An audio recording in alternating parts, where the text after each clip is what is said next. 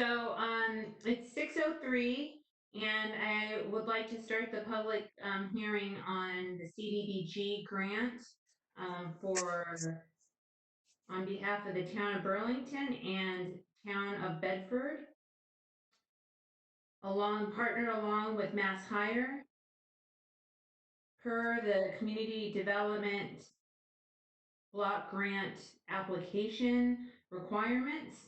This is the second public hearing in order to solicit input, feedback on proposals submitted to the CDBG program. Here this evening is Elisa Sandoval, the Economic Development Director for the town of Bedford. You want to say anything? Um, Hi, yes, I'm representing the town of Bedford for the CDBG grant application. And we're just here to hear public feedback on the grant application. So thank you, Lisa. This is the second meeting, and we have not actually had anyone call in or correct as of this moment. What I'd like to do is nonetheless document what we have submitted. And so I'm going to share my screen at this moment, if I can find it.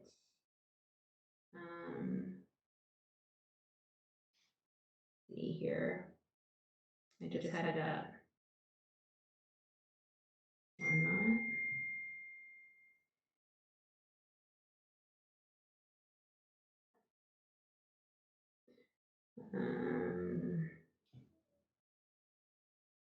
Okay, I'm working to share the content of my screen with the viewers and anyone who might be on here or may see it subsequently through the broadcast of BCAT.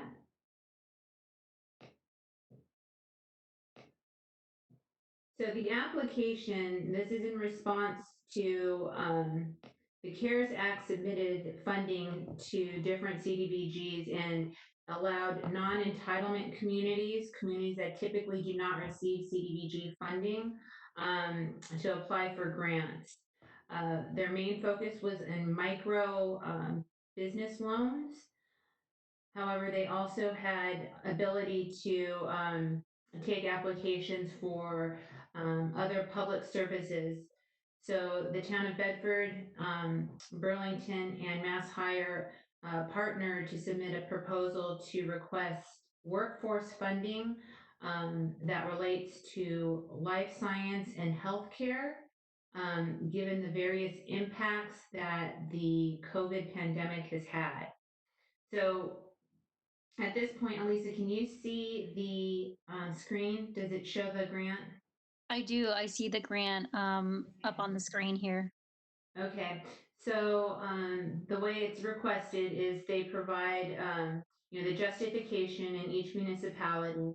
And at the point we discussed the unemployment rate, we discussed at this point, at the point of the application, we had Burlington at 11.4% and Bedford at 10.3% with unemployment filings. And this, the breakdown in jobs kind of cuts across all industries. In Burlington, it has impacted the most in the hospitality restaurant business or industries.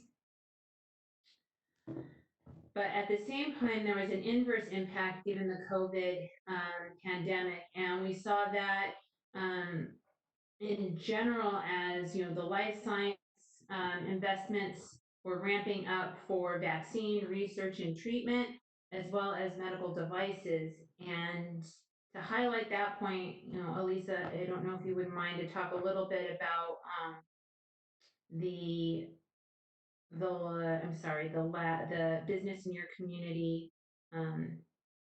Sure. So we have one Instrumentation lab. yes.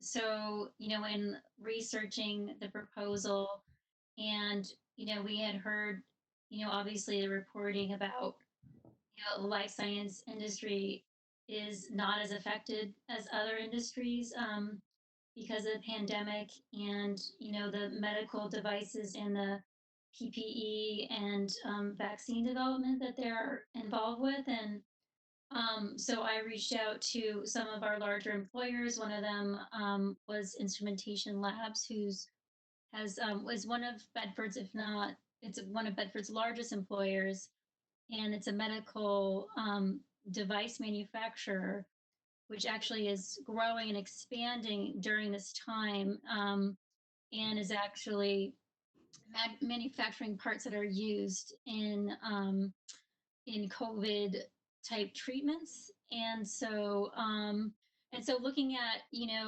maybe some industries are more impacted where there's a greater share of unemployment, and looking at, can we develop a program that's providing training for people, looking at how they can train for um, a different need, which would be in the life science industry, where there may be more openings in a growing industry, and kind of shifting, um, you know, that that need over. And so kind of providing people with the training to kind of give them a more of a kind of job skills for the future.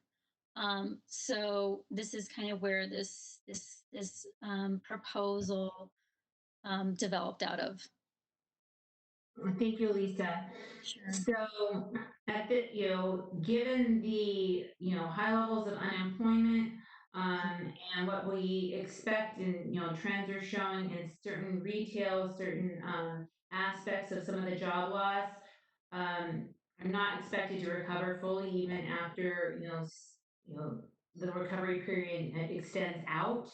So we'd like to think that this, proposal would enable, at least a small number of people from low to moderate incomes to apply for funding that would allow them to pivot and seek other positions that are growing and have potential to expand in this region. And it also supports the state's efforts on life science and biomanufacturing as a target industry for the state. Um, the total grant was for, it's from 250,000 from each community. It would serve residents from both communities. Um, we have partnered with Mass Hire, who already has existing programs, and they will essentially implement any funding that's approved. We expect if we get the full funding, we'd fund about 36 to 45 participants. These could be in 1 year or 2 year programs. And the goal would be to fully fund them for the programs that they elect within the healthcare and life science field. Um, let's see here.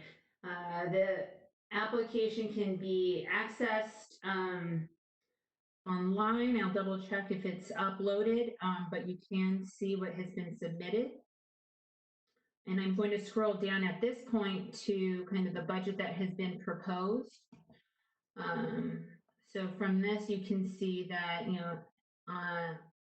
our estimates based on the projections, we would work with Mass Hire to provide additional services such as, recruitment, essentially consulting and, placement for jobs and for the programs. So that has a cost per participant of $1,500 over a 1 to 2 year time period. Any administration fee we would submit to Mass Hire, 10% we estimated, to allow the staffing to facilitate the program. And a 1 year program per participant is about $8,000, and a 2 year associate program is estimated at $15,000, which would be given to the student that meets the criteria based on the CDBG national objectives. And the last piece was, in terms of the environmental impact, it's not applicable for the job training program that's proposed.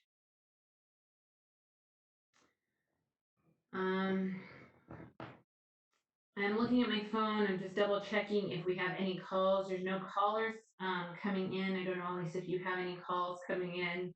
I do not have any calls coming in.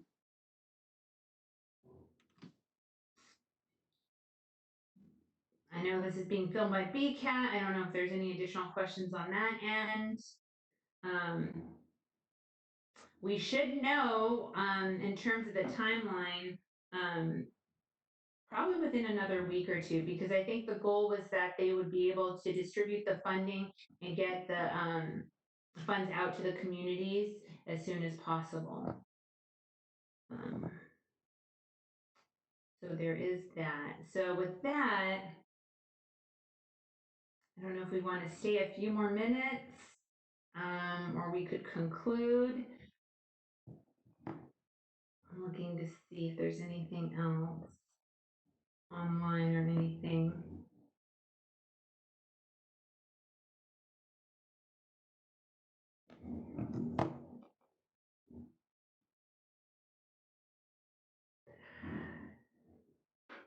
I don't know if there's anything more to add at this point.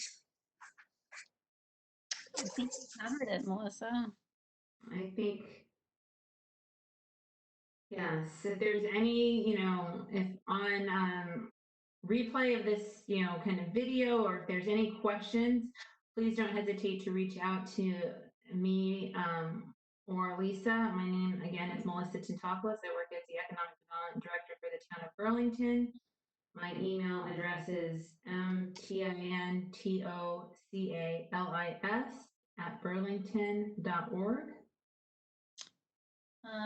I am Elisa Sandoval, the Economic Development Director for the town of Bedford, and my email address, which you can contact me with any questions, is asandoval@bedfordma.gov.